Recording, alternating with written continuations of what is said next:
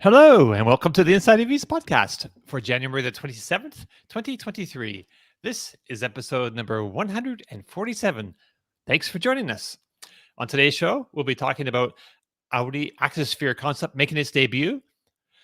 Tesla announces the Gigafactory 1 expansion for 4680 batteries and high-volume semi-production. And Toyota has a new electric vehicle platform under development. I'm Dominic Yoni, Inside EV's forum moderator and Inside EV's editor. Joining us today is the incomparable Mr. Tom Malogny, senior editor at Inside EVs and host of the YouTube channel State of Charge. We also have the magical Mr. Martin Lee from the EV News Daily podcast, which is available on all the best podcast platforms. And of course, Kyle Connor joins us from the majestic, practically palatial halls of Out-of-Spec Studios, where he produces high-voltage videos for a growing number of YouTube channels. Welcome, everybody. Good to see y'all. All right, so I guess let's kick this thing off with what we've been driving this week and then get to some news. So this week, a dream was fulfilled. A long-forbidden fruit was plucked and placed in the back of Kyle's Rivian and taken home. So if any of you happen to follow It's Kyle Connor on Twitter, you'll know that he just drove from Colorado to Michigan in his Rivian R1T to bring back a Twizy without a trailer. That's right. Somehow he's managed to get this Renault Twizy into the back of a Rivian, and it looks like he's back home now at the palatial residence there in Colorado. So I don't know. You found your dream car. That's right. Tell us about it. It's not even a joke. It's genuinely my dream car. I've always wanted a Twizy, just to have and tool around in. And the closest we could get up to that point was like an electric smart car. And so I have had two of those, and I have one still. And I was like, okay, well, this popped up for sale on eBay when we were driving back from CES, and apparently it had been on for some time. But I feel like I had been searching for them. I don't know how I could have missed the car. But we were driving back from CES. This popped up for sale. A viewer sent it to us, and I was sleeping. I was napping while Alyssa was driving. She wakes me up, and I was like, oh my God, buy now. So I got it. And then I had to go pick it up, and it was a little sketchy for a little while. I have a whole video on the process. But like the guys didn't respond for a little while. I was like, what's going on here? And then finally they responded, and the car was legit, and I own it. So that's my Twizy. Sweet. And so, okay, hey, Martin, I think we have I got another couple links there in the show notes for you with it in the back. But so how did you get it in the back of the Rivian? Just like, how did that even happen? Oh, pretty easy actually. So like we had measured, roughly, we had looked up the wheelbase, and then we had looked up the bed length of the Rivian. And they were not the same. And so we were like, it should fit. But then I forgot, there must be some overhangs as I'm pulling into the parking lot. And so my backup plan was just to get the car, go to U-Haul, get a trailer, and tow it back as a backup. But we were like, let's stuff this thing in the bed. So we just found a little hill with some ramps and lowered the truck all the way and matched the tailgate to the hill. Kind of drove it on with some wooden planks. It's a whole video. It's actually really easy. And strapped her in, not how you see in this photo. I retied it down in a safer way. This was just to get me over to the charger in a pinch. And strapped it in. It's well under the payload capacity of the Rivian. I put it in backwards so that the most of the weight was farther inwards rather than on the tailgate itself. Even though, I was most impressed out of this whole thing at how much weight the tailgate held, because it drove 1,250 miles on the back of that truck, hitting some big bumps too. And every time I hit a bump, I'm like, oh, is it going to fall off? But it made it, and it's all good. And so just love the Twizy. It's going in. Colton's going to detail it, do the whole thing with it. And then we got to chip it because it's just the 45. It's the base one. But as far as I understand it, they're all the same hardware mechanically. And then OBD tuners for it. So we're going to chip it. It'll do, 60 miles an hour, something like that. and some big skids. We already were out drifting with it in the snow yesterday. Okay. Yeah, it's is it going to be on the video too? Yep, we have some snow drifts in one of the videos. We shot, as you can imagine, a whole bunch, but right.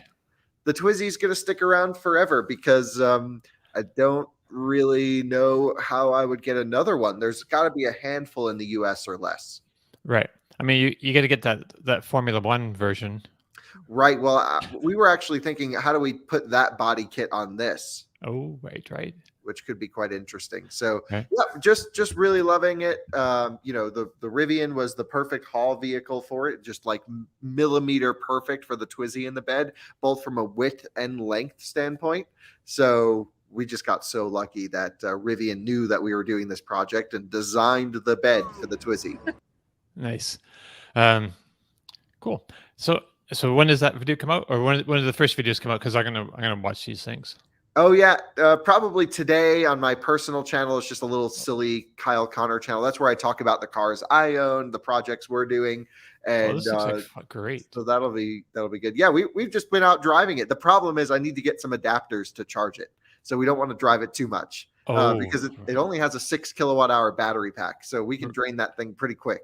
What do you need, a Menenkes connector or something? No, it has a Schuko plug, and so then they gave me a Schuko to 620, but I don't have a 620 plug. But what I can do, and I'm going to get a 620 to 1450 so I can do that, so it'll pull. That's easy. It can't charge off of 110 because the onboard charger needs higher voltage. Because European has 240 voltage. Yeah, they use 230, but it can accept our 240 just fine. Right.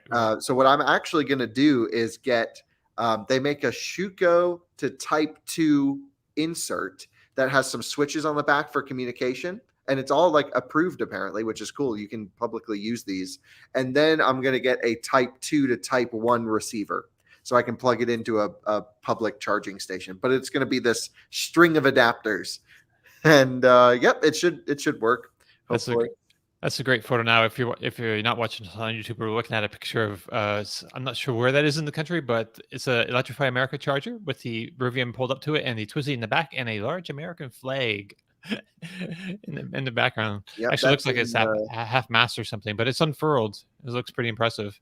Yep, that's I forget which stop that is in Iowa. Maybe man, I was just talking about it too. I know the name in my head. It's great stop actually. There's a come and go there, and really good. Pulled in there, I think at 0% state of charge at that. I saw that a couple times. I did 2 zeros and 2 1s. Really? Yeah, you got to. It's like a gift, man. Waukee, Iowa. Thank you. It's like a gift. Well, those were actually mistakes. Oh, I mean, a mistake would be when you don't quite make it, right? And you need a tow. Yeah, certainly. Yeah, well, I would have towed the Rivian with the Twizy. That's true. You have an emergency escape vehicle somehow. For like a mile. Right. I think it only has 17 horsepower, so it couldn't go that far and that fast. But no, it's really true. It is just the dream. And I hope, when the hub is up and running here in Colorado, I hope our viewers come and take it for a spin and have some fun with it. And it's going to be really great. Right on. I ended up last night looking at Citroen Amis. I didn't order one, as you know. So tempting to get one when it first came out. But now people who did get one, or dealers or whatever, I don't know, have been putting them online. And so, yeah, they start at about £7,000 UK. And I ended up looking at shipping, and that's about $6,000 to get a car in a container. I'm sure I can do that cheaper somehow, like a shared container or something.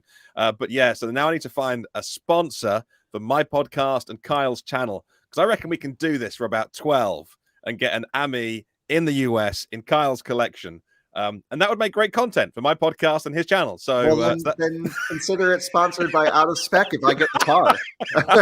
So I need to I don't know where we stand legally on that ever hitting a public road, but who cares? I mean, It'll be in the US. It'll be right-hand drive. It'll be freaky as hell. It'll be the only one that looks like it, and it'll sit next to the Twizy. So I've got a job now. That's my task that I need to crack on with. The legal aspect of it is the hard one to see if we will ever be street legal. And we have a million ideas, and I think one of them will work. And there is a fully registered street legal Twizy in Florida that's been done before. So we have options.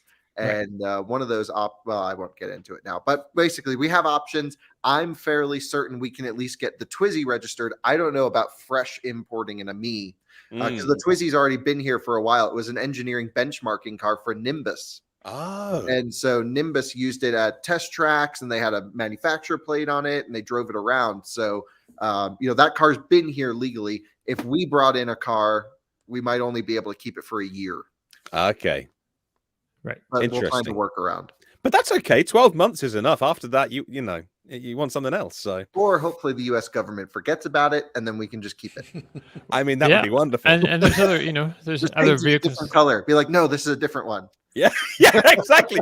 Well, those panels change. So I mean, we can just get some new stick-on panels for the AMI. Yes, and then a totally different car. So wouldn't that be a video? The U.S. government tries to crush my AMI. All right, that's my project. I'll work on that. So that's a smaller battery than the Twizy. You said the Twizy has a 7 kilowatt-hour battery, right? Yes, 6 in the Twizy, 5 in the AMI.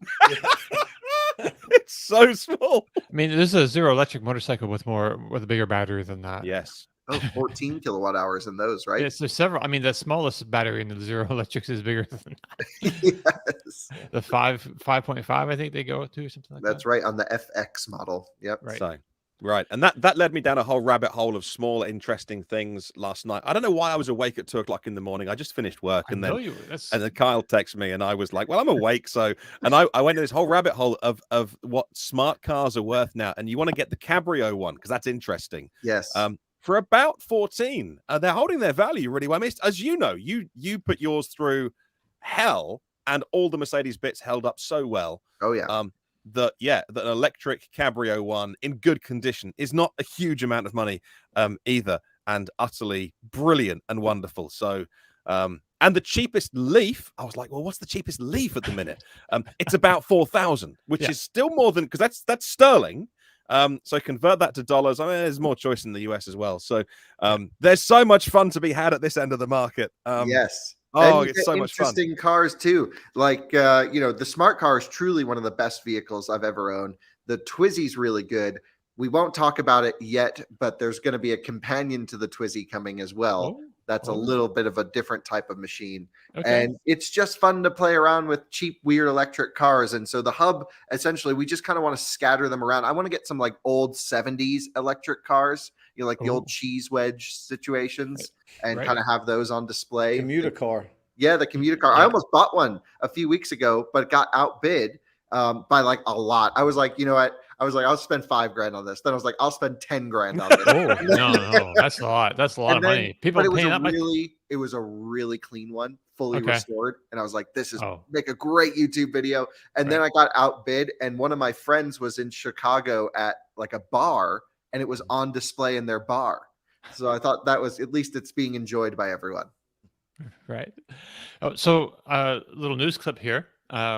This will be the next forbidden fruit that you can lust after. Suzuki is going to make an electric version of the Jimny. It looks like they're teasing it. They rolled out some sort of electrification plan, and they teased the Jimny. So I don't know what you think of Jimnys, but I kind of love them. What are they down here? The old ones were Suzuki Samurais down here, and we still have a lot of them here in North Florida. At least they jacked them up, and they're great for crawling through the woods, through the swamps.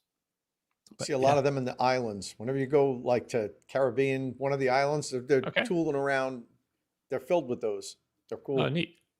I have a friend in St. Martin right now, actually. Hi. Oh, this says it's only for the European market. Okay, that's another one that we're going to have to ship over. Oh my god! Exactly. That's what I'm saying, because we don't get the Jimny here anymore. Right. But so it'll be like another forbidden fruit situation. Wait, is that a press photo with it lifting a wheel? Yeah. That's amazing. Yeah. Because the Jimny is, made for the racetrack, They're like, it will flip over, but look how cool this is. Well, do you remember Consumer Reports with the Suzuki Samurai, unsafe at any speeds and everything, that whole, thing that they did? It's like one of the reasons why they stopped selling it. Yeah. Was they were flipping. Right. There's one thing I just want to discuss. Sorry to cut in, just about the road trip to get the Twizy. I just wanted to talk. I don't know if it's in the show notes or not, but I wanted to talk about the Rivian's performance. Yeah, we're going to talk about that next, actually, because Okay. you did a video on. So as part of this, you did a video actually on the trip down about charging with the Rivian, fast charging as you made your way across country in the middle of winter, and it didn't go great, right? So yeah, what's up with the Rivian and the cooling strategy? Hello and welcome to another. Yeah, there's me. I hear you.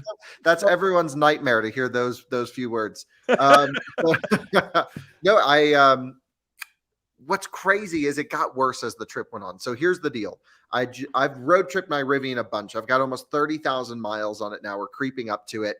And, just really loving the truck. It is the best vehicle I think I've ever owned. Objectively, drives great, built so solid.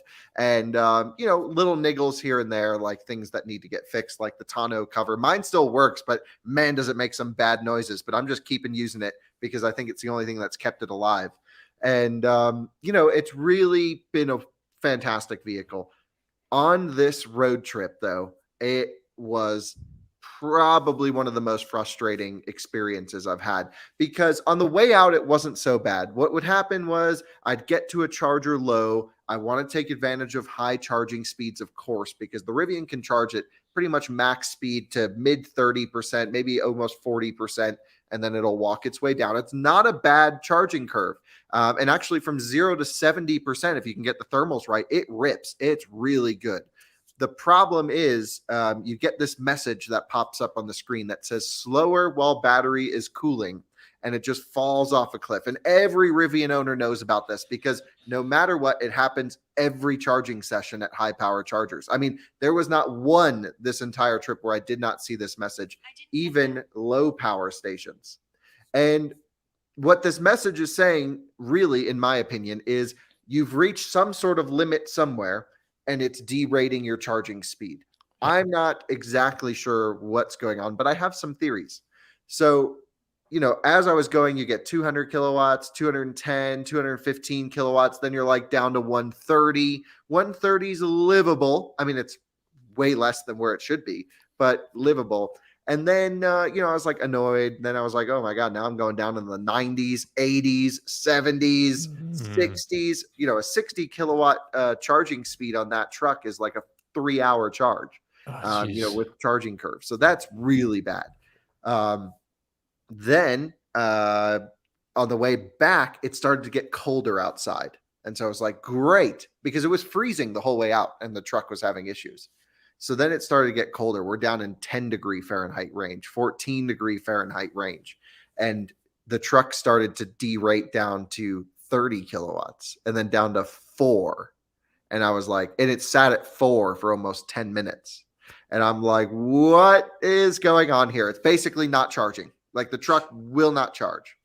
And what I think is going on is one of 3 things. The first is they're not cooling the battery pack quickly enough before it reaches maximum temperature. So they're not, basically you'll see this message pop up. You might hear a fan kick on a little bit. And then like 5 minutes later, it's like, whoa, AC compressor is spinning up and we're cooling down. The second thing is it's getting hot in an area where they can't cool it. So basically making the battery pack colder makes no difference. It would be a hot spot somewhere in the high voltage system. And the third component, which I think plays a big factor, is the gradient temperature difference between cell temp min and cell temp max. So your maximum and minimum cell temperature, I think they have a deviation that they don't want to allow any more for. Right. And because it's a double stacked battery pack, the colder it got outside. My theory is the bottom of the battery pack was getting cold, but the top was staying warm. And so they couldn't regulate the temperature properly, and it was really causing it to slow down for it to normalize the temps. The truck does support battery preconditioning, and so I had been preconditioning to every update to chargers. I tried 2 different strategies, not preconditioning to a charger and preconditioning to a charger. Definitely, I think it helped a bit preconditioning to the charger after a couple of them, because it was starting to cool down the pack and normalize the pack temperature is what it seemed like to me. The real annoying thing about this whole thing, my last point, is we don't get the data from Rivian as to what's going on. months ago, we had an application in the truck called Ride, and we would enter a secret code, which would just be Ride spelled out with numbers, and you could get all the CAN data from the truck, everything running on the communication buses. You can see inverter temp, battery temperatures for each individual cell block. You could see your requested power from the charger. You could see, everything, motor power output. And that has been completely taken away from the power users. There was nothing you could adjust. It was not dangerous to have this app. Right. But they just said, no, we're not giving the users the data. Right. And so you can't use an OBD adapter because it's locked. But thankfully, a friend of mine has just cracked the CAN system on it. So we're going to have data coming soon. Because I'm willing to tear this truck apart to get all the data, because it's really frustrating to see, to not know what's going on in there. So, Tom, have you experienced this with your truck? So, yeah, I mean, we're going to talk next about that. I just put out yesterday, you've probably seen it yet, like a charging deep dive video. The only difference in my experience and yours is you did these consistent charging drive, and that's not what I did. Mine were individual charging sessions. I DC fast charged the car about 25 times since I bought it now, and I recorded every session.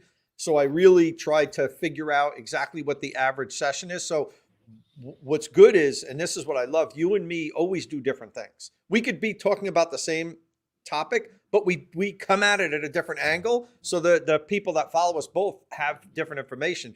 What Kyle's talking about, you're not going to find in my video, because I didn't do a 1,000-mile road trip where I drove for 4 hours, DC fast charge, drove for 4 hours, DC.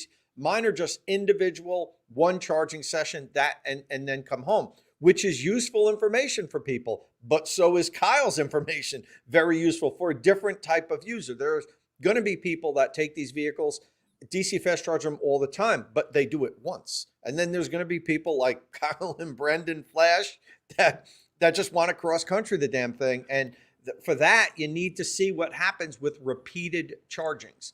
Yeah. And in mine, and we'll get to it next. I see thermal issues. The Rivian needs to improve this, but if you do it just once, it corrects itself within. I timed it within 1 minute to 1:45 seconds. It's always corrected. So most people won't even notice that happen, because they're not going to be studying, recording videos like Kyle and I do. Boom, it drops all the way down. 45, 50 seconds later, boom, it's back up to where it was before. So unless you were recording it, you'd never notice it. But I love watching what Kyle's doing here, because I don't do this. I don't drive cross country, and it's not my wheelhouse. So I rely on Kyle for this kind of crazy recharge, and see how the vehicles act. There's Brandon coming up here too. Yeah, so, really Brandon's also charging his Rivian like a maniac. He also says, yeah, this issue is a problem. I've done Tom-like testing and Kyle-like road tripping in my Rivian. Well, you know what's a bit of a shame is that in the summer I experienced this. I've been towing with my truck a lot. We have a lot of videos towing from here in Colorado to Washington and back, here in Colorado to LA and back, and others. And those are hot weather towing videos as well. And the truck, had some issues, but that was during the time when most of the chargers were actually derated to, 350 amp limitations out there and all of that stuff. And that actually helped the truck a little bit, but it seemingly got worse as the temperatures dropped. So that's why I think that gradient temperature difference comes into play. Now, Rivian has released the software notes for their next software update, which they already claim will fix a rare issue that will cause the truck to derate charging when the battery is cooling.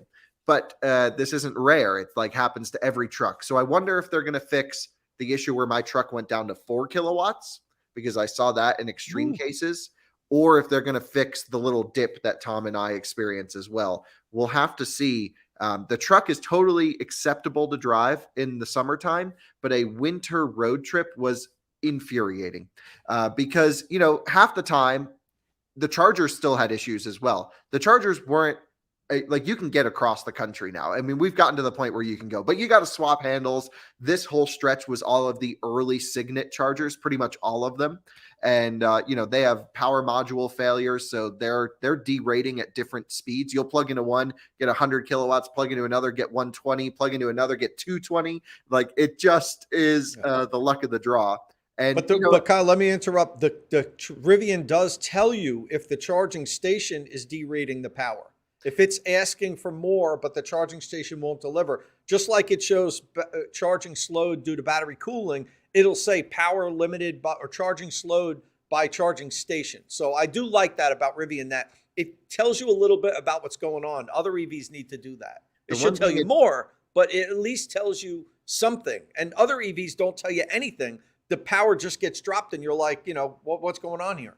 Certainly. Yeah. I had a situation where, the charger pretty much faulted while charging, and the truck said, hey, charger limited, plugged into a different handle, same charger, and it went back to full speed. That's how you know it wasn't thermal related. It was charger related. And so most of the trip was figuring out, is it the charging? Is it the truck? The truck won't tell you if it's the charging station and cooling, though. So if you got both going on at the same time, it'll blame the station. Yeah. Well, they're going to blame the station. EA is going to blame the truck. That's why I don't really call anyone, because I'm just like, ultimately what I did do is nobody's going to answer your call. Right. Well, I called the Rivian engineers just because this 4 kilowatt thing was really concerning. And one time I had a message pop up that said DC fast charging performance reduced. So I'm like, hey, is there a specific issue with my truck where I'm seeing this? And I think that was early on in the trip, but I think the answer is no, because even in the comments on that video, Rivian owners had been completing that same trip in the same temperature conditions with the same poor performance. So let's hope this software update fixes it. I love my Rivian. I think their driver assistance actually needs quite a bit of work as well. And, just very ping-pongy with a side wind, which is the whole middle of the country. It's just, right. You're wiggling down the whole road. And I'm like, wow, I'm going to get pulled over for drunk driving on this thing. There's a lot of little optimization, but still there's not one vehicle that can do it all like this truck. So I really hope they fix it, because I do love it. Just really quickly on the ping-ponging. So I was driving my Lightning just the other day, and it was a very windy day. Well, it was 20 mile an hour winds, something like that, 15, 20 mile an hour gusts. And it was crazy ping-ponging. And usually the Blue Cruise works great, but I mean, it got so bad I turned it off because it wouldn't stop. It almost seemed like once it started going, it couldn't correct itself. And I was just doing this. And I just grabbed the wheel. I was like, damn it, But so yeah, you got to remember, Kyle, too, you're driving this big block, right? Like the Lightning is. You're used to driving Teslas and vehicles that can cheat the wind. So I kind of give them a little pass on these giant big blocks when there's 20 mile an hour side winds. That's, I think it's going to ping pong a little bit at least, but hopefully they improve that. Yeah, but it does it without even side wind. It's just, and you know what? Actually, I think a lot of it is the windshield washer spray doesn't reach the camera. And so I can always feel it when the wiper goes by the camera, the truck goes, whoa. So you're like, okay, this needs a little bit of work. So Tom, you were telling us you should put a video about charging the Rivian, like all the different modes of charging from 110 to, is there more that you want to talk about that video? Yeah, I mean, so we just put it out yesterday, and basically it was kind of like beginner's guide to charging a Rivian.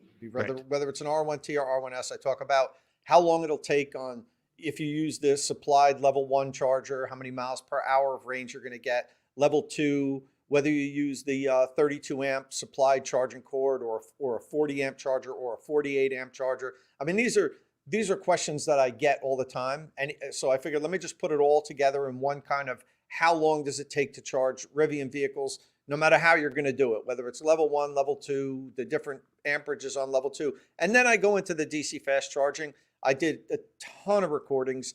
I like I said before, more than 20 recordings. And then I threw out some of the outliers that were just, maybe the charging station derated, or I just got a bad session, or it was a little colder and the battery wasn't warm.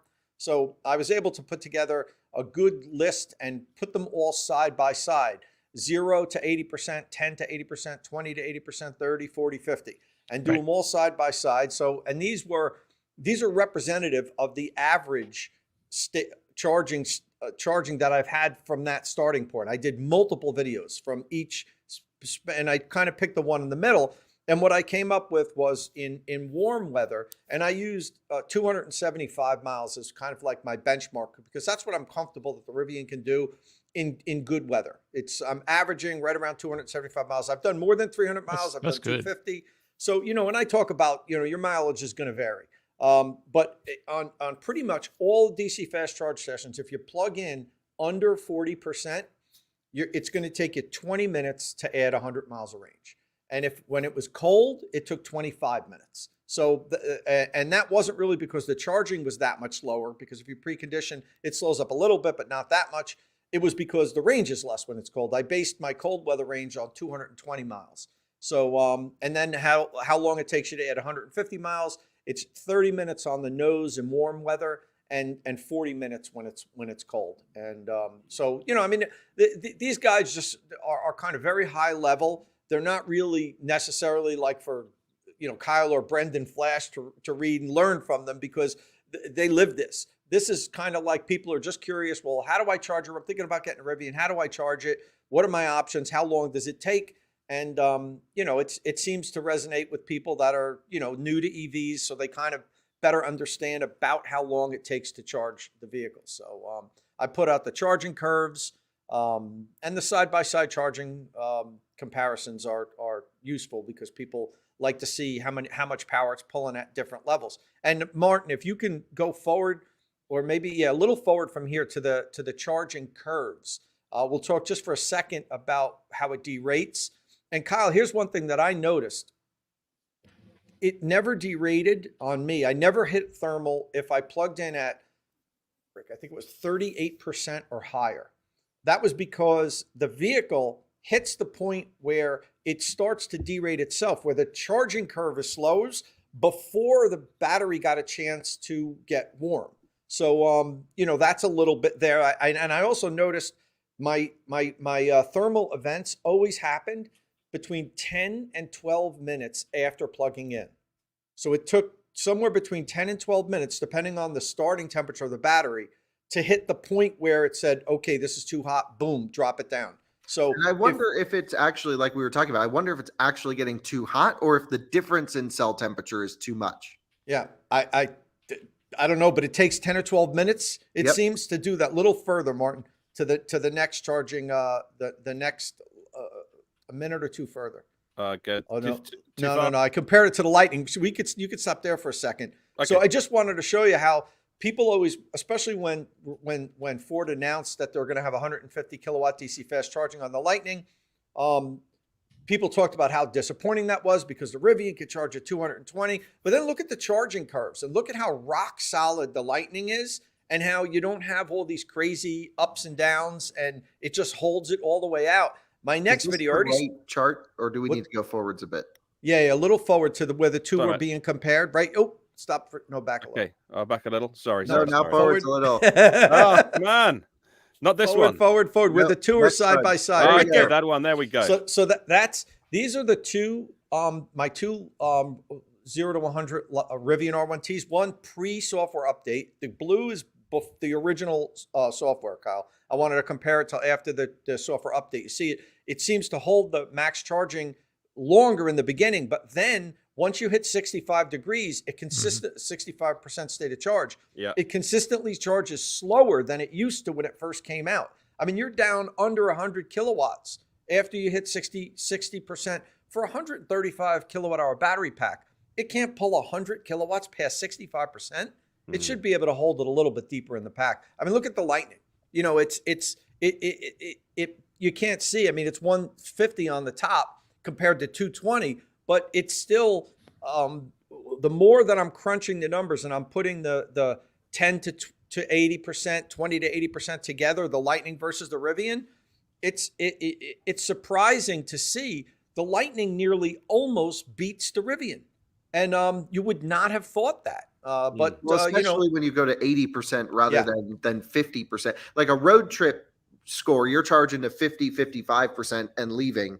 That's you. I don't think most people unplug at 50. It might be the best policy, Kyle, but do you think most people unplug at 50%? I think most road trippers, especially Rivian owners, are like hardcore nerds like us. Yeah, I think they're maximizing the truck. So, well, I mean, it depends on how far you have to go, I guess. If you only need to charge once to get to your destination, if charging to 75% will get you there, I don't think you're going to probably unplug at 50 and then stop again. You might, because it's 3 minutes quicker. But I think most people just want to stop once. Yeah, but when you got to do a charge every 100 miles, which Yeah. is, going through the middle of the country. Yeah, no, I get you. And it all depends on the route and how far you're going and what you're doing. The thing is, and I've thought about this, that, the Rivian is better if you stop at 50% or 60% or even up to about 70%. It might be slightly better. But, we when we talk about EVs, it seems like everybody talks about how long it takes to charge to 80%. So I don't want to start changing that endpoint depending on the vehicle and saying, well, this car charges to 70%, great. This car charges to 60%, great. We could talk about it in the videos, but when I compare video to video, I think I'm going to use that 80% because we need some kind of standardized benchmark, 10 to 80% or whatever, because, we can then explain it's better to unplug at 60%, but I'm going to use that 80% just so I can always go back and forth comparison, between videos. It's great. Yeah. The other thing is the Rivian has a lot of BMS sway. I don't know if you noticed this in your truck. When you unplug it, you'll gain 2 or 3% sometimes. Yeah, and that's wreaking havoc on me, knowing that I'm plugging in at the right state of charge when I do these videos. You never know. Here's what I've been doing, Kyle. I've been driving it down to that, let's say to 20% if I want to start at 20%, and then I park the truck for 15, 20 minutes. Then I started, turn it on again. Look, I turn it on. Yeah. And just drive around the parking lot and watch, because then it usually corrects. And then it'll be like 18. And I'm like, damn it. Yes. So I got to go to the charging station, plug in to get it to 20. But here's the thing. It doesn't update in real time, as I'm sure you've noticed. Most other EVs do. So I'll watch how many kilowatt hours being added. And even though it's still stuck on 18, I saw that it added 5 kilowatt hours. So I'm like, I'm at 20 now and I unplug. So it's this video, these recordings took me, I've had the truck for 4 months now. I can't tell you how many hours I spent at charging stations to do this. And if you go a little further, Martin, please, just a little further in this video, you'll see all the charging sessions together, because I wanted to talk about the thermal events with Kyle. There you go. So yeah. So there you have the 0 to 80%, 10 to 80, 20, all the way up there, and you could see you could see where they start down on the bottom. They're all different color coded, but now you can see the ones where I started low go way down. Now they may have even dropped lower than that, but they only did it for a second or two, so I don't document that. It's got to hold a really low, charge for 30 seconds or so before I'll use that as the low point. But as you can see, all the ones that started in early, after about 10 to 12 minutes, they all throttled down, but they only did it for about between 1 and 2 minutes. Then they went back up to either where they were before or nearly where they were before. And then once you hit like 40%, that's it. There's like no more thermal throttling. Because now the charging curve's starting its descent down to, down to finishing. You know what the most impressive part out of all of this, other than the hard work that you put into this, because that's pretty amazing, is how consistent and great the Lightning charges.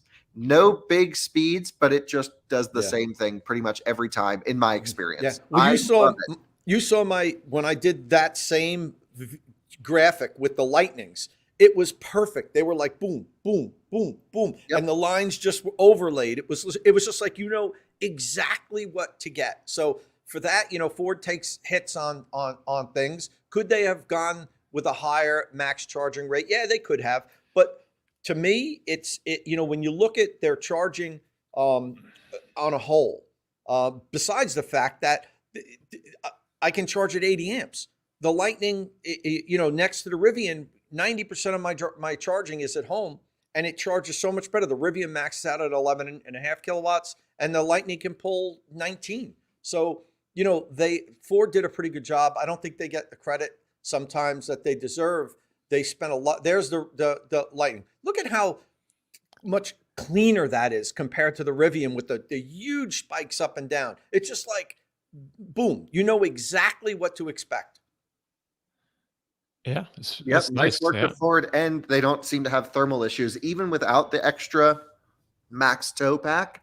I haven't seen any difference with or without max tow pack when it comes to charging yet. No one's been able to show me a measurable difference. I'd like to get 2 trucks and try it out. Well, what you need to do, Kyle, is in the middle of the summer, tow something up a hill and Yeah, charge well, and that'll see, be the plan. and then see if it does it, because that's really what it's there for. Yep, absolutely. But I think we need to get 2 Lightnings, one with, one without, big trailers and big towing. Yeah, That no, sounds absolutely. Cool. Yeah, but I mean, Rivian, I don't want to kill them. It's still a good charging EV, but they have to solve these thermal issues that they have. And Ford evidently, their strategy of not peaking at over 200 kilowatts, maybe they realized that they couldn't make it work with a higher charging maximum charger, so they said would rather have it be consistent and work every time and top out at a slightly lower speed and have this. I like it. I think I know exactly what to expect every time. I'm not looking at the screen to see if it's dropping down. It never does. It's always just boom. And what's interesting too is just how low voltage the Lightning is as well compared to the Rivian. I mean, the Rivian has so much less transmission loss than the Lightning, because you're talking the difference between 350 volts on plug-in in the Rivian and maybe low 300s in a Lightning, somewhere down there. I mean, it's really low. So you need more amps to make up the difference, right? Right. Well, yeah, but then the Rivian charges faster, so it's technically getting more current anyway. Because the Rivian will request 500 amps. The Lightning, I think, is 450, 470, something like that. I forget exactly, but yeah, definitely more than 350 amps. Like most of these 400 volt cars these days, BMW iX, i4, EQS, EQE especially, you have to use the 350 kilowatt chargers because they request maximum current. Like EQE is so funny because it tops out at like 180 kilowatts. But if you plug it into a 150 kilowatt charger, you might never see more than 120 or 110 because the voltage is so low in that car. Oh, right. So you just need to use the big boy chargers, even though the number is quite low. Right. Yeah, it's going to be difficult to explain this to people, I think, because electricity they won't really get it. Ultimately, Yeah. people are just going to plug into whichever one they want. Yeah. And with the new, especially everything going balanced or load shared charging into the future, it's not going to be a problem because all new EA sites are pretty much 350 kilowatt shared. And most EV Go's are shared 350 kilowatts now. That's just the way it's going. It's a non-issue. Well, as you found on one of your recent videos, when an ID4 turned up and she was trying to plug into your charger, and you were like, it's okay, you can use the 150s, you're not going to get any more. And she's like, no, I need the 350, it's better. And you're like, no, but you can use the 150. And I think you just gave up explaining. And you're like, okay, fine, do whatever you want. But and that's just an education thing. But it's understandable because 350 is bigger than 150. Ergo, it's better. Well, if you're driving an ID4. For 2023 ID4, if you're dead, you do want to use the 350 because that actually requests 500 amps. Wow, so does the ID Buzz. But she had a 2022 with a frozen battery that couldn't get more than 40 kilowatts. Right. So I'm like, just what are you doing? Like you can't charge more than one vehicle at once at a charger. So I was just trying to save her some time. She was really nice about it. She just did not get it. And I'm like, I'm charging on that one, so that one's free. So plug in there. She's like, no, I got to get the most of my free charging. I need the 350. And what's funny is the same exact conversation with another ID4 owner happened the day before. Oh. Every time you get to a charging station these days, you come back with more stories. It's great. They just want their free. They want their free charging. Thanks, Volkswagen. Yeah, I have a video on that, Martin. I don't know if you were there this morning before the show. I think just Dom. Yeah, just Dom. I was talking. So video I'm working on now is called Free Charging Sucks. And that's going to be my next video coming out. And I'm going to talk about that next week. These free charging programs that the manufacturers offer and how they are contributing to the terrible experience people have with DC fast charging infrastructure right now. It's a disaster. Yeah, it's the biggest scandal in charging. But it's also how they make their money. But does EA need to make money? I don't know. I don't pretend to understand their business case.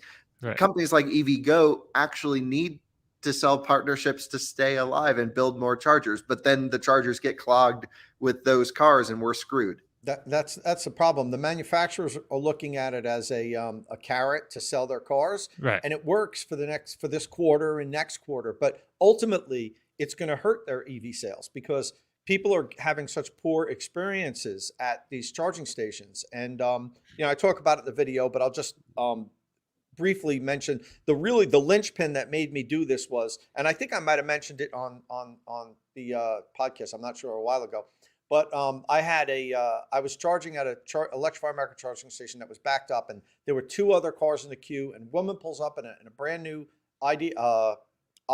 i5? BMW i4. She needed to plug in. She was really low. She had to pick up her son. She was stressed out. And I said, look, I'll unplug. I don't need to charge anymore, but there's 2 people in front of you, an ID4 and a Polestar 2, and they're going to want to go next. So I went over to talk to them and said, guys, she kind of needs, and they're like, well, I need to too. I have a life. I have places to go. I'm pissed that I'm waiting here already for 10 minutes. No, I'm sorry. I feel bad for her, but no. So I went back, and she started crying, and she got her husband on the phone. She's like, that's it. We're bringing this back tomorrow. It still had temporary plates on it. She said, I'm never driving this car again. The blah, blah, blah, blah, and I kind of walked away. I'm like, I'm sorry. I tried, I was going to leave, but that wouldn't help her at all. And next to me, there was only 2 working Electrify America stations at this site. One was broken. Next to me is an ID4. The people aren't even in the car. They're in Target. I'm sure they were going to stay there till the thing was 100% charged because they had free charging. That's what you do when you have an ID4. Yeah, you have to. Yeah, and well, there was an ID4 waiting after me and a Polestar 2, both of which have free unlimited charging programs. We have a problem with the infrastructure right now. We don't have enough DC fast charging. Right. The stations are broken. These are broken records. We know all these problems. They're not going to come as fast as we need them. And the manufacturers are throwing gasoline on the fire by saying, here, take this car, never charge it at home for 3 years. Just free for 3 years. Charge as much as you want. So there's people at these stations, and I've interviewed a whole bunch of people that they're like, oh yeah, I live 3 miles away, and yeah, I could charge at home, but I bought this car, and I'm not paying for fuel for 3 years. And that's just making it so much worse. So, and it's not talking about very much money either, right? We're not talking about very much money either. It's like, I think my Spark was like $20 a month, basically, for all the. No, it's not that much money. And what kills me is some of the people I talk to are Taycan owners, and I'm like, dude, you've got a $150,000 car. You're sitting here in a parking lot for 45 minutes on a Sunday night because you want to save $12. Like, really? But yes, because there's something about free. Like it gets all of us. Like Bill Gates probably goes to McDonald's when there's free 4-piece chicken McNuggets. There's something about getting something for free that we're hardwired that like I want that. It's free, and free nuggies. So, well, I'm just saying, so we need to change that strategy, and the manufacturers need to understand that this is hurting their companies. And I've talked to people in the major companies. I don't talk about that in the video because I don't want anybody to get in trouble or whatever, but I've talked to people in the major companies, and a lot of the people hate it and think it's the wrong, it's the wrong policy to go. Fuel, nothing is free. Fuel isn't free. Stop pretending. And we're also training people to think that EV charging is free. EVs are new to people. So I've gotten emails from people saying, hey, Tom, I just bought a car. I live near you. I bought, or whatever it is, can you help me find tips on where I can charge for free? I'd like to see if I can go a year without paying anything for electricity, and like I get that's a game to them, but like fuel isn't free. And we can't train people to think, oh, if you get an EV, it's going to be free. So anyway, that's going to be the next video. It's a bit of a rant of a video. I don't know how popular it will be, but we need it. Need it. It's definitely a rant that that's going to be my next video coming out. Yeah, definitely. There's a little article down in our show notes. I don't think we'll get to the whole thing today, but we do. There's a report out that says we need to quadruple our charging by 2025, and and with free charging, that's just part of this whole complicated problem. We need the right chargers in the right places. Right. I just read that Audi have put 600 chargers into 2 of their factories where they make their EVs for their staff. And 20 of them are the Audi Cubes. So they are using batteries from test vehicles or whatever, rather than recycle. They put them into the Cubes. And so you can rock on up. And if you need 300 kilowatts, they will deliver 300 ultimately. But they've only got a 70 kilowatt grid connection, a medium voltage grid connection, to save money. But they've got 600 chargers, and 20 of them are those for, I guess, the time when you think, oh, shoot, I need to charge quickly. 580 of them are 11 kilowatt chargers in the car park. We need the right chargers in the right places. There's nothing wrong with Volkswagen of America giving away a bazillion kilowatt hours at 7 or 11. But the idea of someone sitting on a DC fast charge, if there's a station of 4 and 3 of them are broken, and there's an ID4 owner asleep at 95% while someone can't get home to pick up their kid, like that, it makes my blood boil, because there's people in these companies that would have said in a meeting, or were scared to say in meetings, no, boss, that's a terrible idea. But someone needs to speak, I don't know, truth to power or something and go, no, this is a terrible idea. It misuses. It's a sledgehammer to crack a nut, isn't it? It's I think ridiculous. the real sweet spot here is to offer discounted charging with an automaker partnership. The charging companies still have the large look. Ultimately, their business model isn't you or me charging up and making the $4 off our charging session. It's the big contracts they're getting from these car companies. So in order for a free market DC fast charging company to expand as quickly, look, I'm not saying EA is free market, but I'm just saying if there is to be an automaker partnership portion of it, isn't a bad idea to bring funding in. And then to control the end user experience, give them a discounted tariff. This happens on Ionity all the time. And what that does is it needs to still be slightly more expensive than the average home charging. And, then it's not free. You're not just like going every day because it's free. You're paying, it's a service, but you bought an ID4, you're using the Volkswagen chargers. And so, you get a little perk over someone who bought an XYZ. 100%. And Volkswagen, Audi, Porsche, Kyle, they have different reason to want to do this. I can understand why the Volkswagen Group would offer something like this, because it's money from one hand going to another hand to subsidize this the nationwide effort that they're going to make, which could eventually at some point be a cash cow for them way down the road.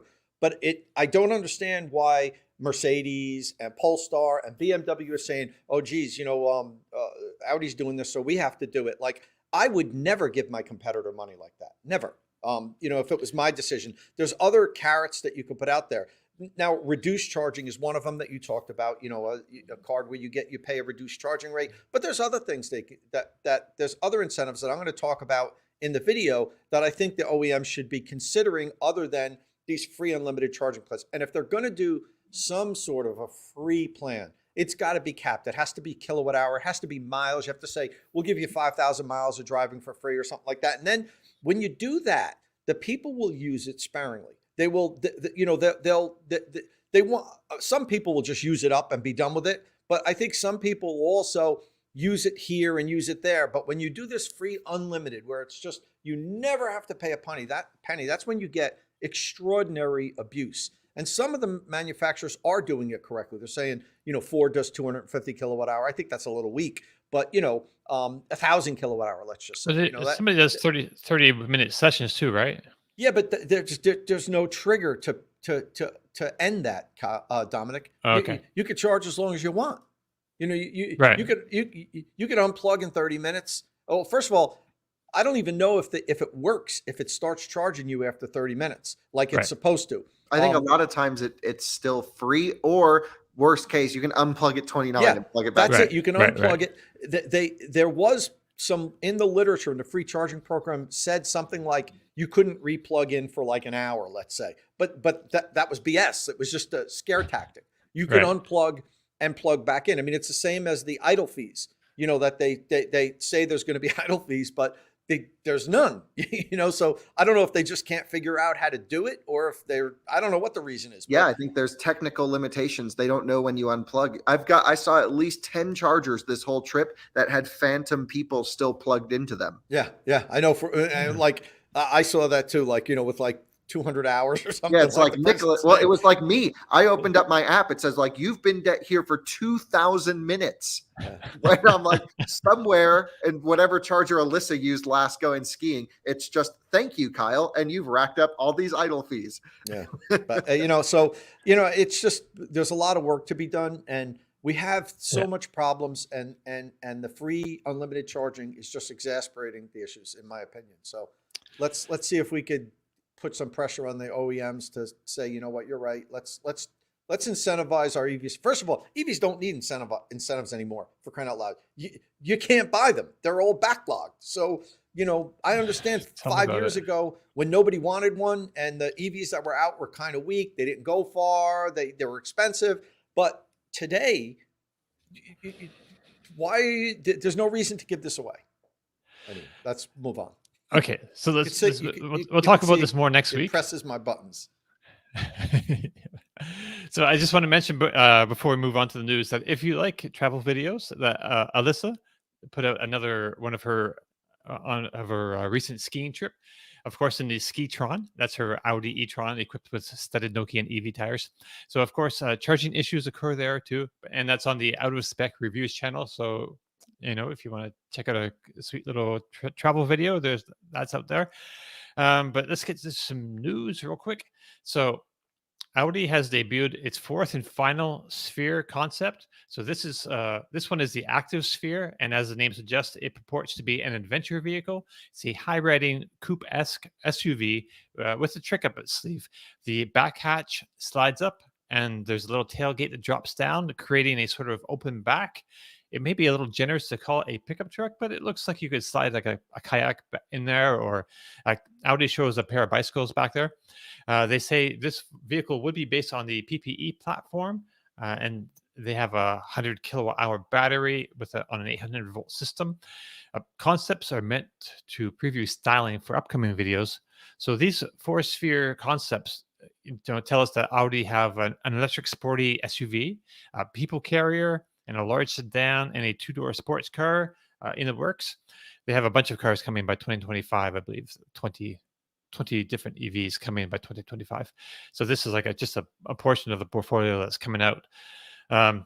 So the interiors of these have been pretty far out there for the most part. So I think it makes sense.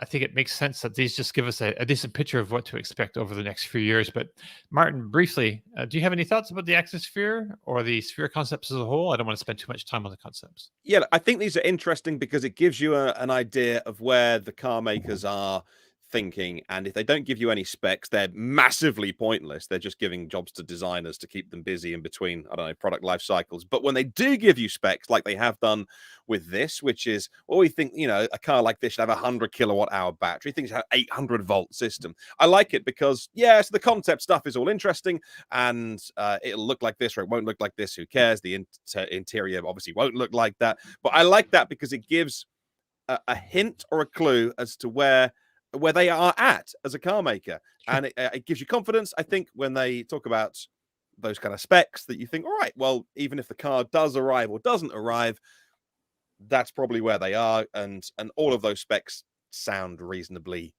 about where we should be thinking for the second half of the decade, with that level of technology. So yeah, that's the useful exercise here when they do give us the numbers behind it.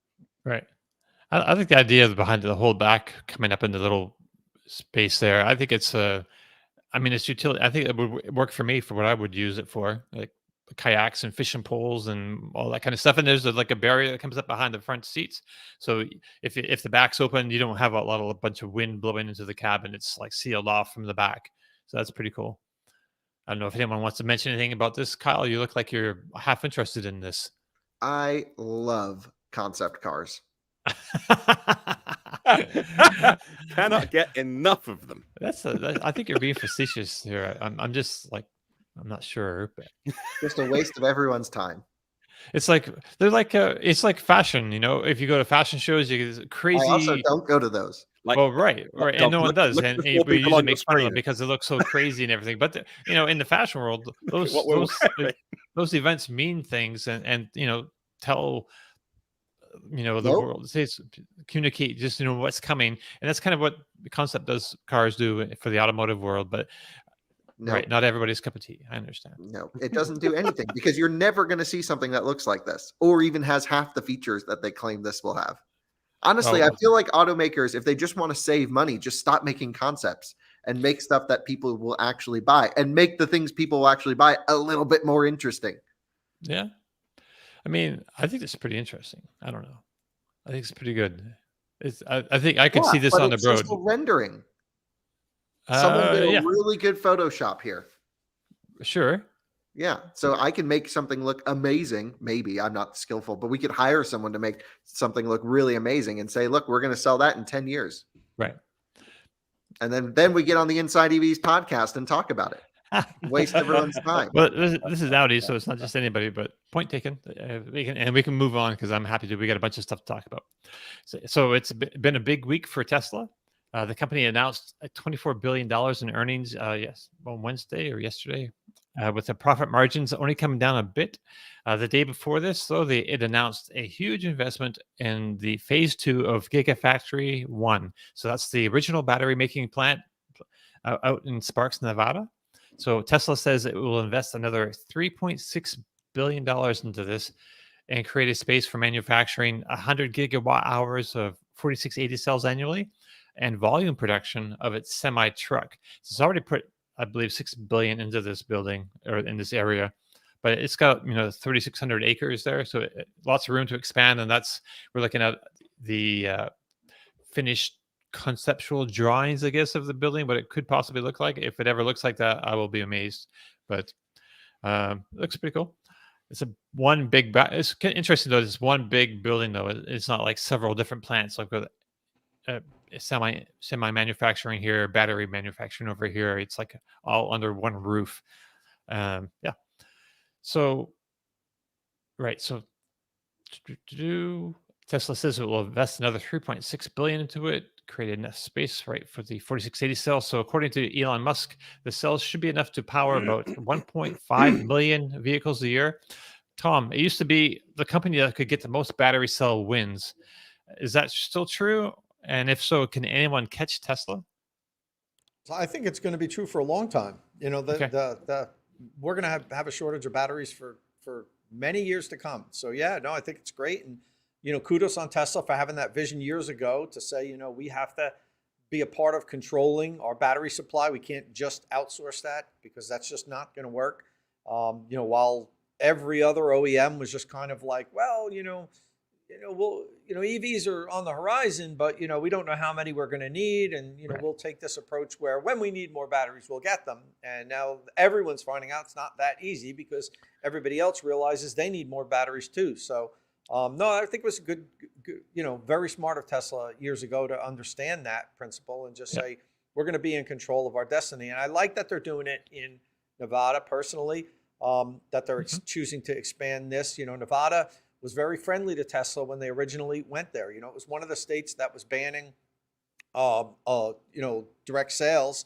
And when Tesla initially, I think it was like 2013, maybe, God, it's almost 10 years ago now, when they originally, worked out the deal to build the Gigafactory there, the governor said, okay, you can sell your cars here. If you come and do this factory, we'll give you, tax incentives. We'll tear down the law so that Tesla can sell their EVs here.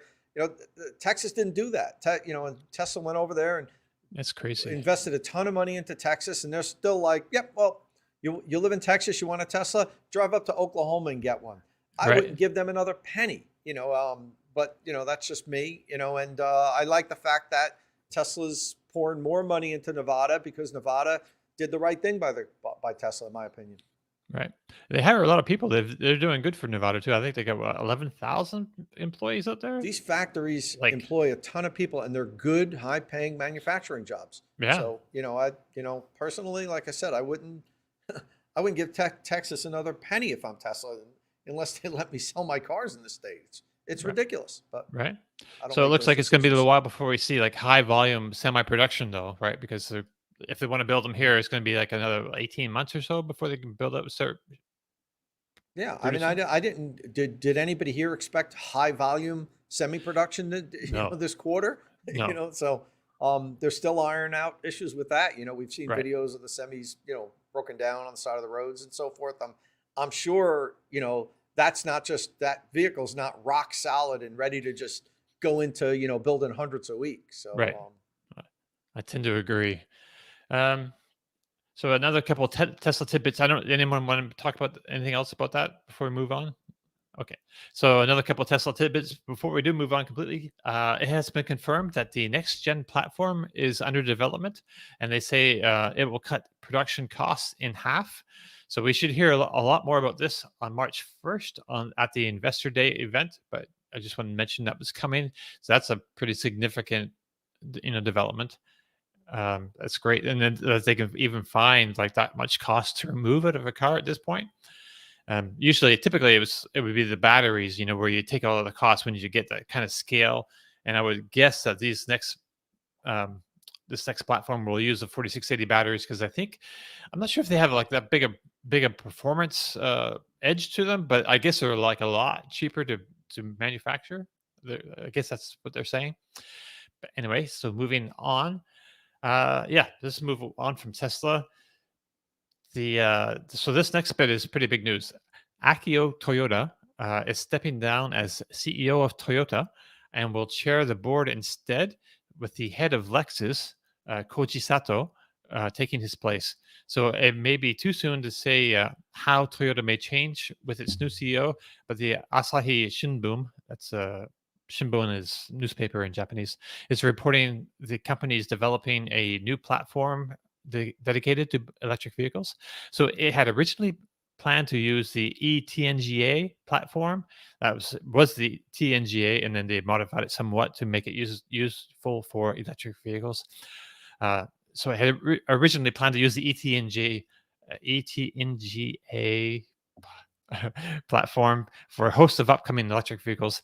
That's what the Toyota BZ4X sits on, and it seems like now that they're moving away from that plan, a new platform dedicated to electric vehicles is expected to help lower production costs, which they will need to do if they want to become competitive in this market. We don't have a lot of details yet, of course, just that it will be flat like a skateboard, like you might expect. So, Tom, what do you take away from this news? Is it time to get optimistic about Toyota electric vehicles? No. This in a vacuum doesn't really tell us what their plan is. They had to develop. I mean, it's ridiculous that we're just hearing about it now. I don't know if their EV plans are going to accelerate. With this change, it probably can't be any worse. Toyota, and with the D, Toyota, was one of the most negative CEOs as far as electrification goes. Will Sato be better? It looks like he might be, but how much better? Let's let the actions speak, Dom. It's right. It's so disappointing that it's 2023 and Toyota doesn't have a dedicated electric vehicle platform yet. And now they're saying, yeah, we'll release one in 2027, 2028. Well, if they didn't, when were they going to be releasing a dedicated EV platform? So I think that was probably in the cards anyway. By the end of this decade, they had to have a skateboard dedicated platform. Let's face it. So this doesn't tell us much yet. Yeah, and this is not even official news, and Asahi didn't quote a source, but I'm pretty sure they have a pretty broad. Usually, I think Japanese newspapers of this quality, have solid reporting. Because if you don't, you can get a lot of trouble. Yeah, well, let's see. It's going to take a lot for me to get on the Toyota bandwagon. Put it this way, after years of, listen to them talk out of the side of their mouth, slow walk it, then not even out of the side of the mouth, straight out of the front of their mouth with, we choose not to plug in. So right. I can't trust that they're ready for electrification yet. And who knows? Like, as crazy as it sounds, their strategy might even be the right one. They might come to market at the right time when everyone wants to buy EVs, and it's real easy to just sell 1 million of them. Maybe they're saying, we'll just skip this whole thing. We'll keep making our high profit hybrids. And then when 50% of the market is electric, boom, we'll come out with our EV and everyone will buy it because we're Toyota and everybody trusts us. Right. I don't know. And you're not wrong. I think yeah. that's possible. Yeah, that's possible. So, we might not like it as being electric vehicle advocates, and we want companies to push the envelope, and we want to see move this forward. We want to see our transportation sector decarbonized. We all this stuff. We can rant, but as a pure dollars and cents business decision, that might be the best decision for them. I don't know. this will be a lot for us to talk about in the coming years. Yeah. All right. So let's move on from that. Okay. So we had this article this week. I thought we want to talk about a little bit. So Tesla owners punishing peers who tie up superchargers without charging. So sometimes people will park in a supercharger spot and with their Tesla and not plug in, or they'll plug in and when it's done, they'll just unplug it, but don't move the car. And that, if you're waiting for a charge and there's no chargers and there's somebody sitting in a spot, it's really frustrating. So I guess some people have taken it on themselves to plug in people's cars for them, which will start giving them idle fees, I guess, if it's already fully charged to the maximum amount it can take. And I don't know, there's a lot of comments on this, and I think we might. I don't know. What do you think about this, Tom? Would you do this to somebody's car? I would really be tempted to, but I wouldn't. I don't like touching people's vehicles. Right. I think do they deserve it? Yeah, 100%. Do we like getting revenge? Do we like to see bad actors be punished? And here's a way that you can immediately punish somebody for being a bad actor. And you're not really hurting anything. The truth of the matter is, I'd prefer, while it's a much more complicated process, to see them ticketed and towed, or the property owner come out with one of those big stickers that you can't remove and slap it on their window that says parking for charging only. All that stuff, like within the rules, as long as there's proper signage that says parking while actively charging only. A lot of times that signage is not there. I don't know what those little red signs that say there. It might say parking for Tesla vehicles. I'm not exactly sure what they say. Sure. We need to have standardized rules and regulations so that people understand they're not allowed to park in these parking spaces. They're not just regular parking spaces. We don't have that yet. So now any action, what you're talking about is just, vigilantism, where you're plugging in somebody's car and charging them money. I'd like to do that because I want to see them come out pissed because their app said you've been charged $20 for fees and everything. Like, that's your reaction is like, damn, this guy's taking up a spot. We need to teach him a lesson. But then what's next? The pitchforks and the marching down the streets, and 20 people picking up the guy's car and sliding it across the parking lot. We all want to do that, but that's not the right thing to do. We should call the police. We need to have rules and laws made so that it's illegal to do this, and you get punished if you do it, like handicap parking spaces. John Check says in Colorado it's $150 fine. So yeah, I was probably has to be proper signage there, though. There probably has to. I mean, it's not just $150 fine anywhere.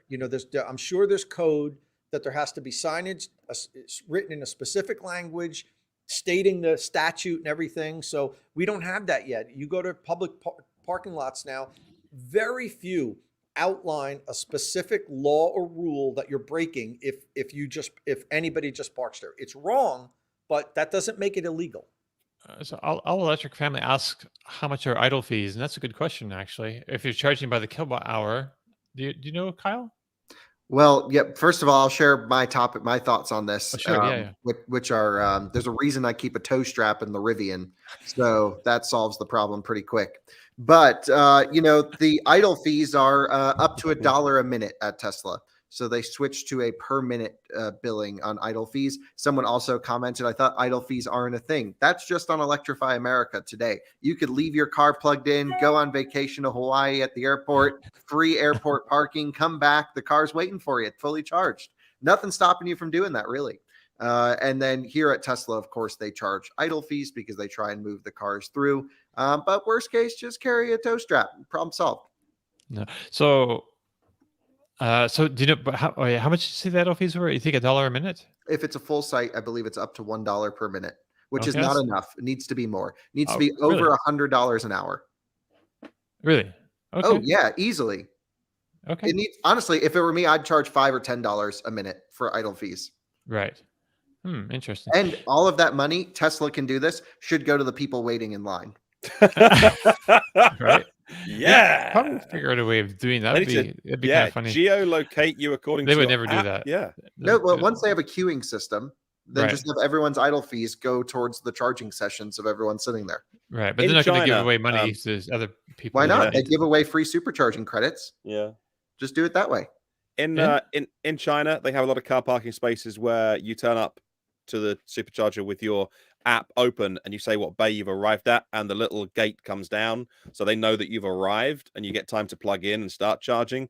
And because parking in big cities is a nightmare, so they have these little kind of pop-up gates that flick down when you arrive and you say what bay you're at. So I mean, it's more infrastructure, but they at busy sites they could do stuff like that elsewhere, and then they know it's you've turned up and you've got maybe 5 minutes to plug in, and if you're not, then you can start getting idle fees as well.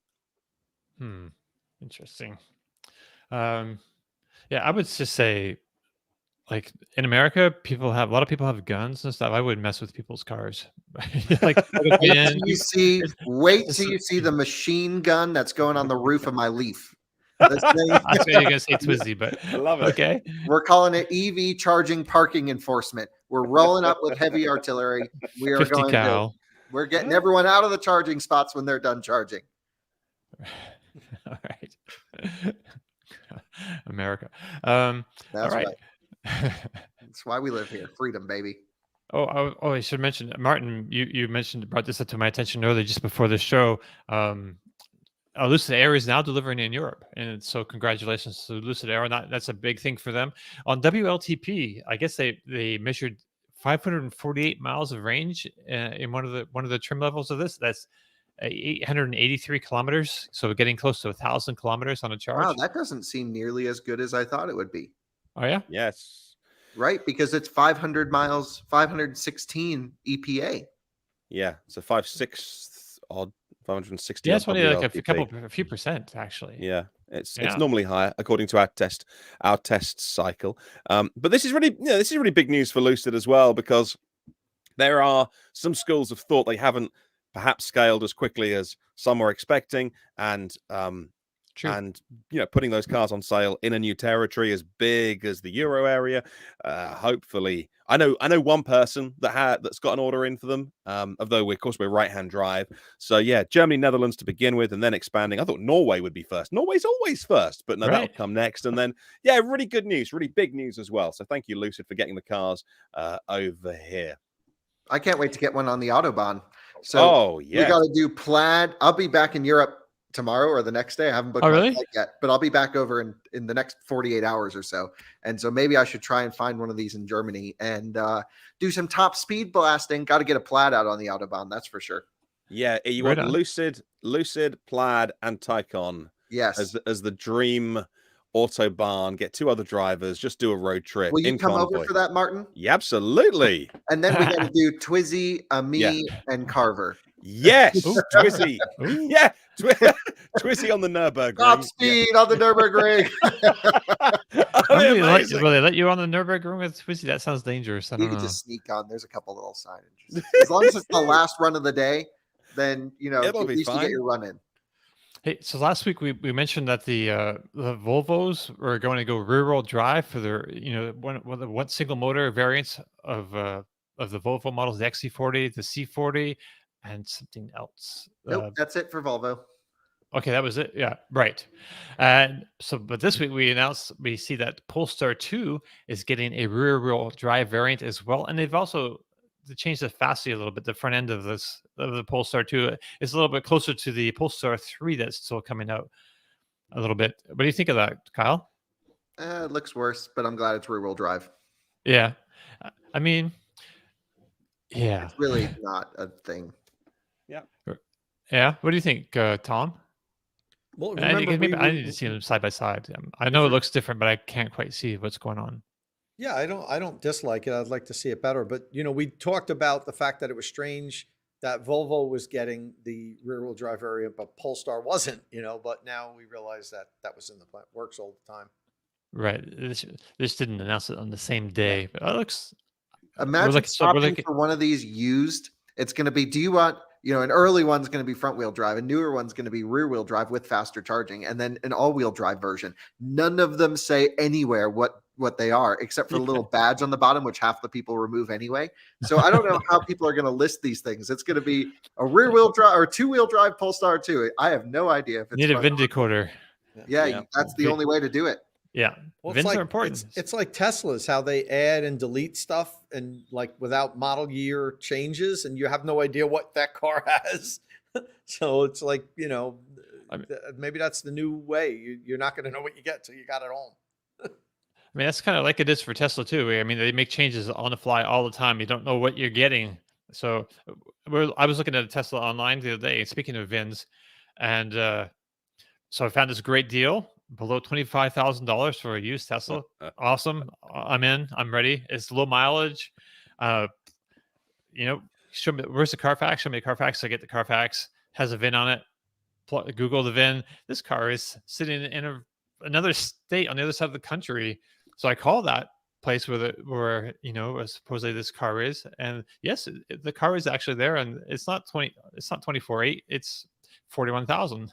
You were about to get scammed. Yeah, I mean, I told you, if it felt sketchy, walk away. Oh yeah, and as soon as I looked at the Carfax, so it also said rear-wheel drive on the Carfax. When in the pictures, all say dual motor in the back. And I'm like, well, that's wrong. How could you get that wrong? So I did a lot of digging and looking around and stuff. And we almost had your car lined up though. Dom was 3 minutes away from buying a car. I mean, I was there. Yeah, but it sold before we got to it. Yeah. Well, you had convinced me. We talked last week, and Kyle's convinced me that a used Model 3 is a better idea than a brand new Bolt, because I will lose so much money on depreciation. I basically told them the overall cost of a used Model 3 is going to be way less than a brand new Bolt. And we found the perfect dual motor, all-wheel drive, long range with FSD for like $27,900, was it? And it had 60,000 miles. It was the deal. It was the car. And everyone I knew, Brandon Flash, Andrew, who writes for Inside EVs, everyone was looking at this car. So, it was like, who can call first? And it had sold. It had already, yeah. By the time we found it, it didn't last very long. Right. Yeah. So Adam Bitcher says, Dom is wavering on the Bolt. I am a little bit. Yeah. So because I figured, so the Bolt will lose, I think over 3 years, like maybe $10,000, basically. Well, it's going to be as they sell more, and as the Equinox comes in, there's that market's getting shifted. Right. Because I mean, it's a crazy time to buy right now, because there's always something better coming down the road. Anyway, there always is going to be something better down the road. Yeah, that's cheaper, and you can. Right. It's like but now I think Bolts are coming up. Smartphone, you'll never buy one. Right. I think so. I'm looking at Bolts and used Model 3s right now. I know I could probably get a Bolt in California right now. There's a couple in inventory. One shop like 2,000 miles away from me. But it's like, I wouldn't be afraid. Model 3s are it's a commodity. It's just like, find the price, find the specs, and boom. Right. I mean, yeah. Well, I'll be back on the hunt right after this podcast is over. I say, let's try and find you a car, because it's my fault that I stalled Dom's Bolt search, but I gave him the numbers, and I'm like, first of all, you're going to be so much happier with it's just a better experience. Right. Yeah. I can go anywhere. You have CCS and Tesla. And I know you're not like a huge Tesla fan, but the car is so good. And I'm not a huge Elon Musk fan. I like what Tesla's doing. Okay, well, you can drive the car, and you should just get "I hate Elon" as your license plate or something, because the car is really good. I hate Elon. Elon sucks. SUX. I just right there you go. ELON SUX. You could have 7 digits in Florida, right? Yeah. I don't know, actually. Yeah, 7. I think it's Florida. 10. No. Dad joke. So real quickly before we go, also, we got a little bit of time. But one other point I did want to mention, that the Lightyear Zero that we've been talking so much about, that went into production at Valmet in Scandinavia. I forget where Valmet is. Norway, Sweden. Anyway, scrap all that plan. Forget it. The Lightyear Zero is on hold. Production is on hold, and the company is pivoting and going to just concentrate on the new affordable model. Which, man, I don't even know what to think about this. But if you put down, or you're expecting like your $150,000-$75,000 Lightyear Zero, and then it's all canceled, and this Man, I mean, the next car is going to be better if they actually make it to the next car. I don't think once you start canceling plans, I think it's all downhill. It's not from even there. canceling plans. They declared bankruptcy, defaulted on all of everything they had with that contract manufacturer, and just walked away. And then issued press releases saying, "Hey, this is great. We're The next walking car away. is going to be awesome. The next car is going to be awesome." Yeah, Sorry to no. everyone we just screwed over. Yeah, Yeah, right. It's tough. I didn't read the full thing. Yeah, there we go. There's a more accurate headline. Lightyear Zero unit goes bust. Impact on future car plans unclear. It Yes. just shows you cannot, and I say this all the time, and I've said it for years, until it's in the hands of consumers in a reliable, sort of mass production setting, it doesn't exist. And here we wasted everyone's time talking about this car. They built 10 of them or however many are out there. Those guys are screwed now because they're never going to be able to get them serviced. And, I even sent someone to Spain to go drive the damn thing. And I'm not doing that anymore. We are only driving cars that I believe will have a high probability of ending up in the hands of people, because we give too many people too much free press, and these guys screwed everyone. They did. So would you go drive an Aptera? Not at the moment, no. Okay. Nope. So just this Nope. week, so we saw the production version of the Aptera early in January. So this week they've sort of released the production, the first edition, whatever version of it, and gave a lot of details and talked on screen about the car and stuff. But I guess they Well, also they need some didn't money give- to continue. They didn't know the price of the first edition. Yep. So that But was then the thing. it's- They're like, here's our new car. We don't know how much it's going to cost, but if you want to order it, you can do it through our website. Well, I they don't know if didn't you give saw the that. price. They didn't say they don't know the No, price. they said they don't know the price Oh, because they have to wait on supply chains, and it's like they don't know how much it's going to cost. oh, well, that's not great. No. And then the production great. intent version arrived without DC fast charging, Right. and everyone went, "Well, that's nuts." And so they went, no, it will have DC fast charging. We'll add it in. This is not like my wife making me a burger. And I go, "Can I get cheese on this?" She goes, "There we go. I've made the change." This is building a car. You don't just go, "Yeah, we'll add DC fast charging." Can you do that, Dave? Is that all right? Finished? All right. Yeah, it's got it. It's a joke.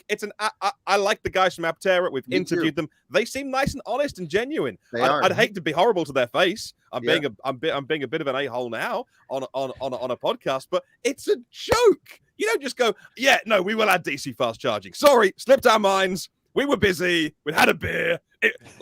Nonsense. It's 100%. Aptera is nonsense. The much smarter thing, Martin, would have been for them to say, we've got a lot of feedback. People are not happy with this.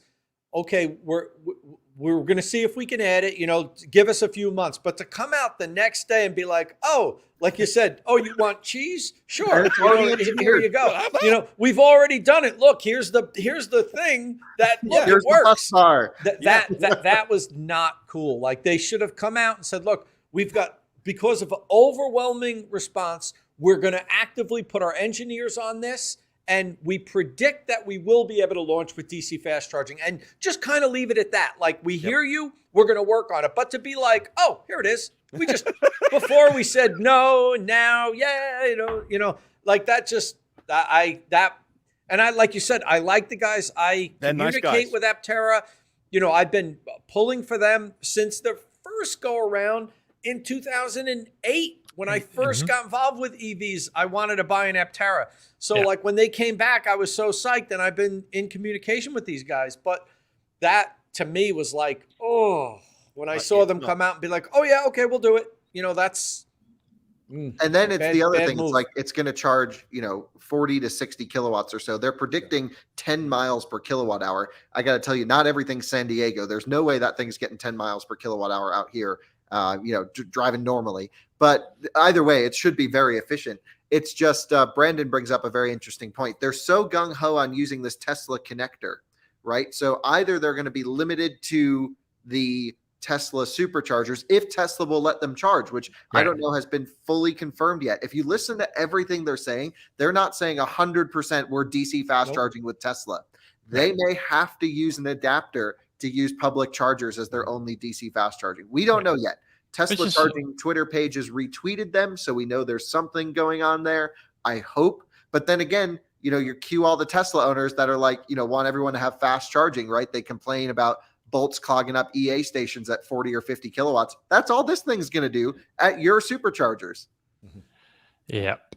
And they also need some more money too, apparently. So they need $50 million to start making it. Which, so this, I mean, but they've put in a couple of years and a lot of iterations of the product and a lot. I mean, this product is like a lot better than the original one for sure. And it's kind of an interesting approach to see what they've taken with the different parts, composite parts fitting together and everything. They're using an Italian company to work that out with them. It's a pretty interesting vehicle. And I'd really like to see it happen, but man. With that said, I want one. As soon as I can get one, I'm going to buy one. Oh, really?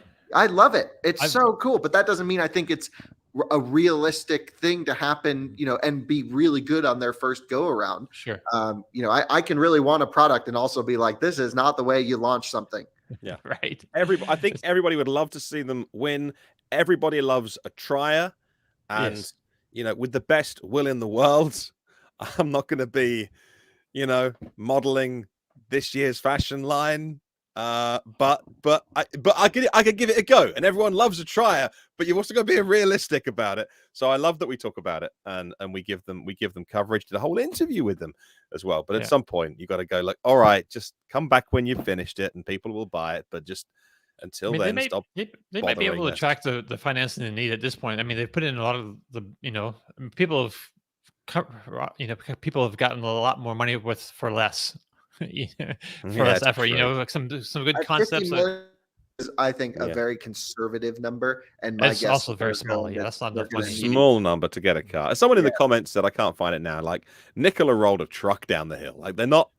It's not fraud that the Aptera are doing. So I don't want to be too hard on them. It's just it's pie in the sky stuff at the minute, and it's like, no, It'll be amazing when hopefully one day we can have one and drive it and make a whole bunch of cool videos doing all the Aptera stuff. But until then, it's just... I mean, they say they need $50 million. I think they need $500 million. I think that's probably more realistic, yes. I think it's kind of more like the numbers that you need to start like auto production, And the other thing is, it's like, they claim they were doing their own crash test, right? So they tried to streamline speed of production, 3 wheels. Right. They don't have to go through all of the safety courses. It's going to be whenever you see something that has 3 wheels, you're like, oh, they couldn't do a car. So they're doing. Sometimes, I mean, there's different reasons for taking the 3-wheel approach, but sure, go ahead. This one's just to streamline time to production and reduce cost at the expense of maybe safety. I don't know. They claim they've done their own crash tests. I don't think they've released them yet. They haven't released them yet. But also it was part of the thing was efficiency too, Kyle. That was part of the original, like the reason why. Yes, it was a pathway to market without having to get crash testing and everything. But this was supposed to be like the ultra efficient vehicle and removing that last wheel, reduced drag by X amount. And so that was part of the whole reason why it's a benefit, but then you hit every pothole you see in the road, which sucks. Yeah, it should be interesting to drive. I mean, I was kind of, I like it. I mean, I would, if had the resources, I would also buy one because I just think it's so freaking cool looking. Well, we don't even know how much they are. So the thing that really, and just the last point, the thing that kind of really bugs me and leaves me with so much less confidence in the brand is they're claiming 200, 400 miles of range, 1,000 miles of range, and there's like a 6 or 8. I forget which one it is, but there's a few different versions. Right. But what they're not saying is which drive cycle are they running through to achieve 10 miles per kilowatt hour. They're also not saying that the 1,000-mile version is going to weigh more, so you're going to have less efficiency. So we don't know that either. And it's not like they actually have to run through a 2-cycle or 5-cycle or constant speed test EPA run because it's a 3-wheel vehicle. So I'm pretty sure it's self-certification and self-reporting on mileage. Well, so we don't know really the actual comparable range that you're going to get in the real world, and no one's tested it. It could come out that it's actually not as efficient or more efficient than what they're saying. We don't know because no one's ever tested one. Yeah, it's sorry, I was reading some other comments. So I got sidetracked. What were we just saying real quick? Oh, just complaining. Okay, so we can move on. Can we not go before we show this comment on? screen. Oh no, I've lost it. I've given it the big build up and I've lost it. Adam Oh. says, I'm curious. Why are the 3 young guys wearing glasses, but the old guy isn't? I'm the other guy. What's it? Wow. Damn. So, Adam, I got to tell you. That's harsh. Tom knows people, Adam. That's a brave play. Like, he knows guys. I got to look up where Adam lives. That's brave. That's brave. That's with 1D. Yes. Good deal. Uh-huh. Anyway, let's go. All right. Yeah. So, yeah. Curious to see how Aptera kind of moves forward. But yeah, they need some money, but happy to drive one once they get. Oh, I was just going to say, it'd be in their interest actually to have a good range estimate out there, because you tell people 500 miles and buyers get 250. Yep. You're not going to sell a bunch of cars after that because word of mouth spreads, and especially with niche automakers like this. It's so hard to communicate a mileage, because with such a small battery pack and such powerful motors, you can toast that battery in no time. I mean, you could be boom, a couple laps around a track, you're out of charge. So the spread is so much larger with an electric vehicle than a combustion vehicle. For example, driving back yesterday in my Rivian, which is a 300-mile truck, Tom's gotten 300 miles. I've gotten 300 miles out of it. I was only getting 120 miles on a full charge. That's 100 to 0, 120 miles, because it was cold. I was gaining elevation. I was doing 80 miles an hour. I had a Twizy in the bed, and things add up to reduce range. And this is the thing: you're gonna put things in a car, and they're just talking about the 500-mile version. I really think they should shift their communication away from range to the kilowatt hour size of the battery pack. It's so much more truthful. Sure, I mean that's fair. All right, so I guess we'll see how that works out in the future, because for now, I think we've reached the end of our show. So if you have any questions or comments, you can leave them on the Inside EV's forum podcast thread or on our YouTube or Twitch comment sections. If you like the show, please give us a thumbs up if you're watching us on YouTube. Yes, today I'd say subscribe. So if you haven't subscribed to the channel, subscribe to the channel, please. Thank you.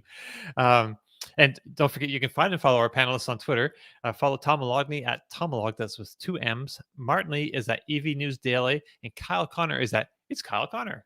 Click subscribe and tap that bell icon for notifications, and we'll see you all again next week. Ciao.